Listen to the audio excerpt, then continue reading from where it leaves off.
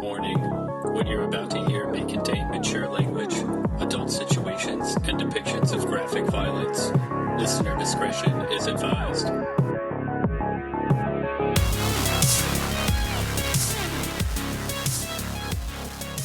Howdy, howdy, howdy, movie lovers. Welcome back to the Trash Heap podcast. This is the show where we set out to prove there are no garbage movies, only garbage opinions.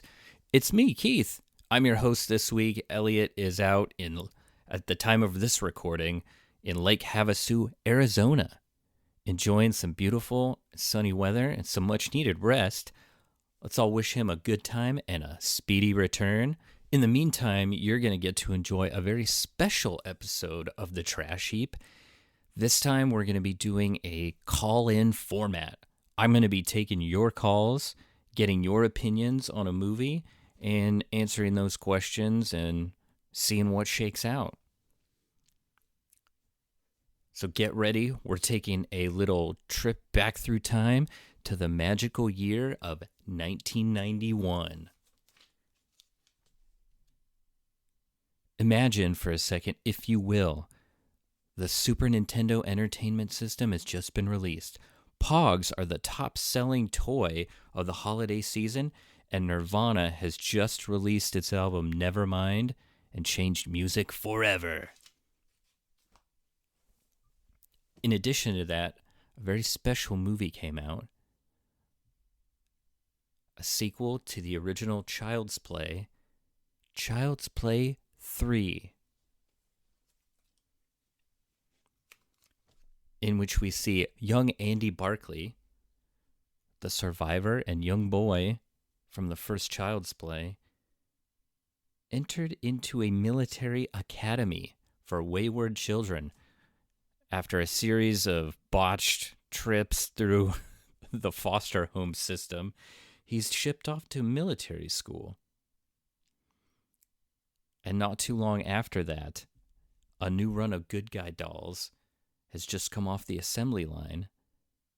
And unfortunately, that means one thing: the rebirth of Charles Lee Ray, a.k.a. Chucky.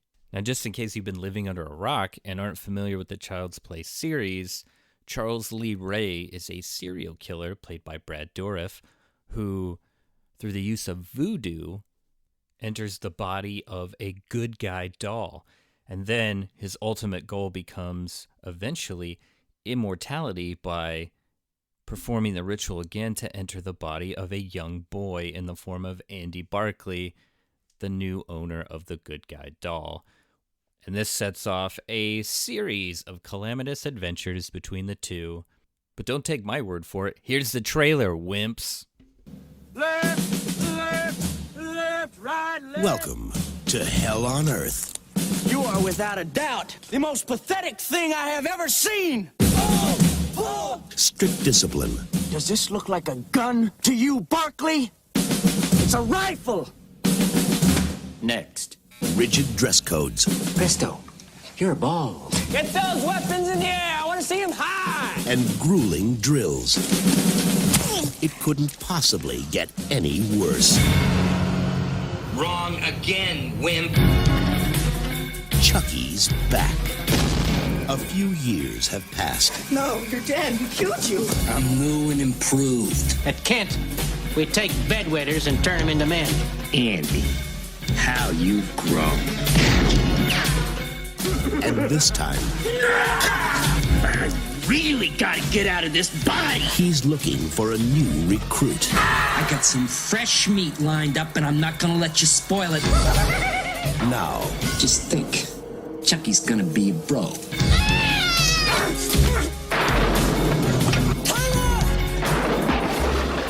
Child's Play 3. Look who's stalking. A haircut ain't regulation, soldier. Regulate this!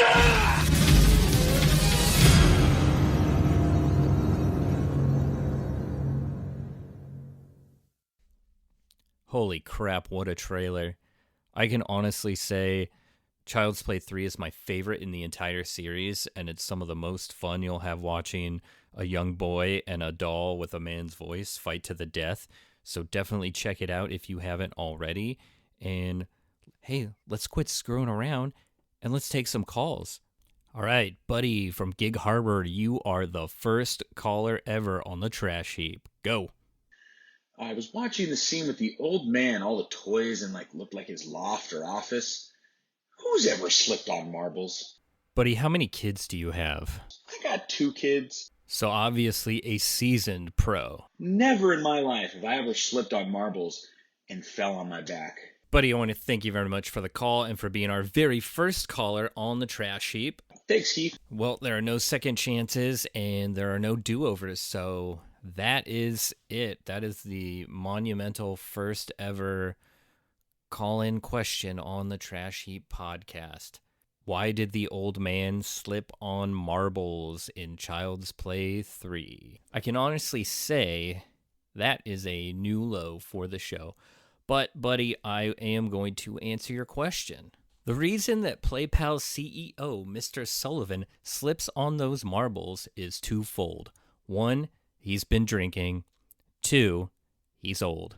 And as we all know, old people are useless and can't do anything right. So when Chucky shows up to sort of ambush him with a cadre of toys, the marbles are just kind of the final straw. And who would see marbles coming? Honestly, if you're a high-powered CEO, one of the richest people alive, you're not on the ground looking out for marbles. You've got your head in the clouds thinking about money and probably women and maybe high-powered street drugs and probably how to fill your pool with money or precious jewels and gemstones. I sincerely hope the next caller has the intestinal fortitude to give me something better than that. You are the next caller on the trash heap. Go. First-time caller, long-time listener. Oh, what in God's name did I get myself into? Yes, Matthew, what is your question? I wanted to talk to you today and voice my opinion on what I think these child play movies, culminating in number 3, is all really about. And that is a metaphor for the importance of an adult figure in little boys' lives. Oh, here we go. Starting off with Child's Play 1, this man, Chucky, decided to possess the body of a doll of all things, and make his way into this boy's life. Since then, they had formed this relationship, and this little boy has grown into the person that he is now, going through many, many problems, tribulations, thick or thin, and they still are together. He's still following him, checking in on this boy. Now, where is he in Child's Play 3 now? Of all places, a boarding school, a military school. And why? Because no one is believing him. No one believes him. No one is listening to him. No one is paying attention to what this boy is saying. And now, we could chalk this up to he's crazy, but we all know that's not true. And what I think is really happening here is that this metaphor is culminating. This metaphor of we need to pay attention to the youth of tomorrow. We need to listen to them because they have strong ideas and strong opinions. And what is the result of this little boy not being listened to for how many years and through so many problems? Death. Murder and death happen because no one pays attention to him.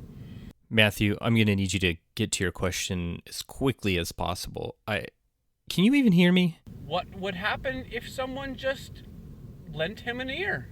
What someone if they had said, hey, what do you think about this?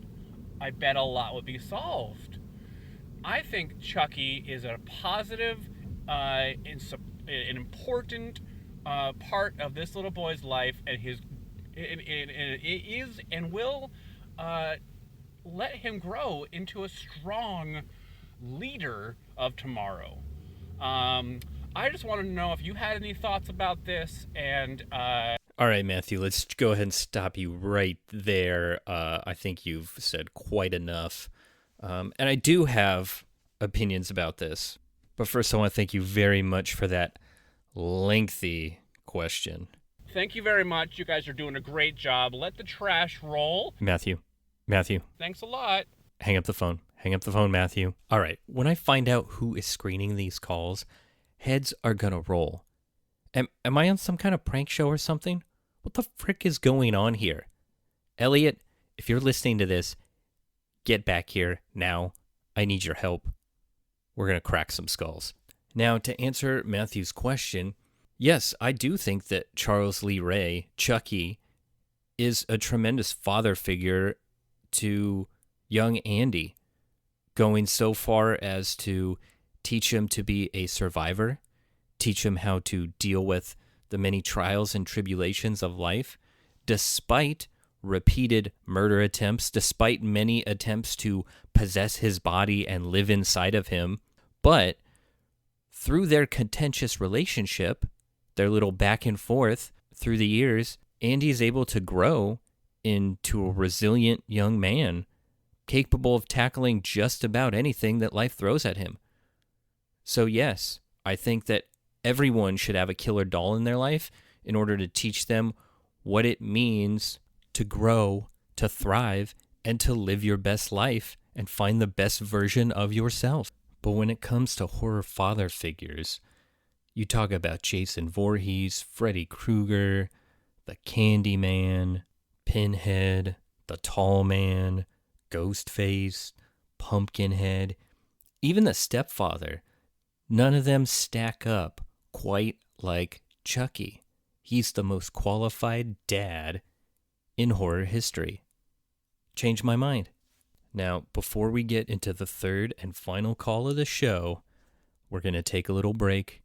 I'm going to go out back, break a few light tubes, recenter myself, and then when we come back, hopefully we can get a decent question about Child's Play 3. We'll be right back after these important messages. Hi, good guys. Boy, have I got news for you. Now you can have your very own good guy doll. That's right. You can have all the adventures we have on TV in your very own home. Good guys say 3 different sentences. We even turn our heads and blink our eyes when you talk to us. Right, Oscar? Hi, I'm Oscar, and I'm your friend to the end. Heidi-ho! Ha ha ha! Every good guy has a name all his own, so he can be your very own best friend. So remember to tell Mom and Dad you want a good guy. Perfect for birthdays or just any old time. And remember, you can buy all of our good guy accessories too. Right, Oscar? Right! Brought to you exclusively by Play Pals, makers of good guys and other fine toys. Found in toy stores throughout the greater Chicago area. And we're back. And if this next question isn't somehow related to Child's Play 3, I'm going to flip my freaking lid. Get ready, because you're going to hear a man have his head explode into 1,000 pieces right on this podcast. So, cross your fingers, say your prayers to whatever primitive god you worship, and let's go to the next and final call. How do you feel about Andy being played by a different actor this time around in Child's Play 3? Did it take away from the lure at all from you guys? I mean, I think it had one of the best oh shit moments when, it takes the bullets, it changes the blanks for bullets. But did it change, Chucky being the main dude the whole time? Did it matter that they changed the actor? Finally. Anthony, I want to thank you very much for this call. It's very refreshing to hear an actual question about the movie. So did the new actor playing Andy bother you at all? To me, it didn't. I love the movie anyways. Yeah, I think you're right on the money with this one. The original actor to play Andy sort of had his story and closed it out pretty well with Child's Play 2. And I think in order to keep from turning him into this sort of annoying little dude in distress, updating the actor was the right move to keep your sympathies with Andy and to make a fresh start with Child's Play 3. So I think the new actor did just fine. He was a great young actor and responded to the name Andy in all of the scenes properly, while also magnificently maintaining a look as almost a Disney character come to life. It's very cartoonish features, which I like. 10 out of 10. Well, thank God for such a reasonable question. In fact, I'm in such a good mood now.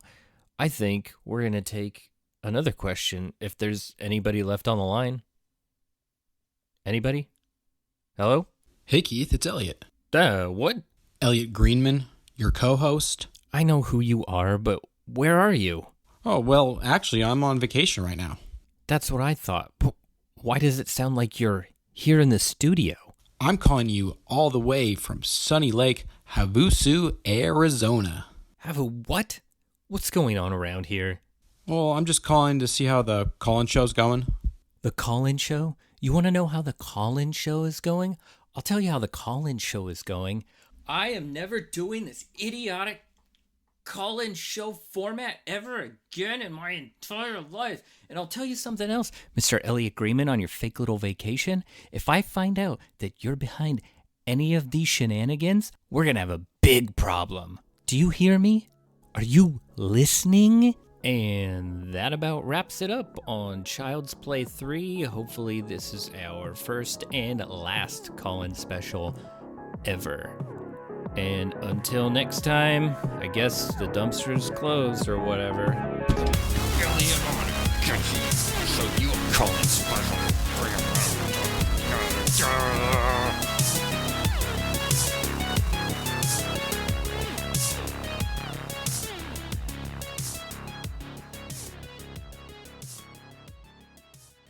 Don't fuck with the Chuck.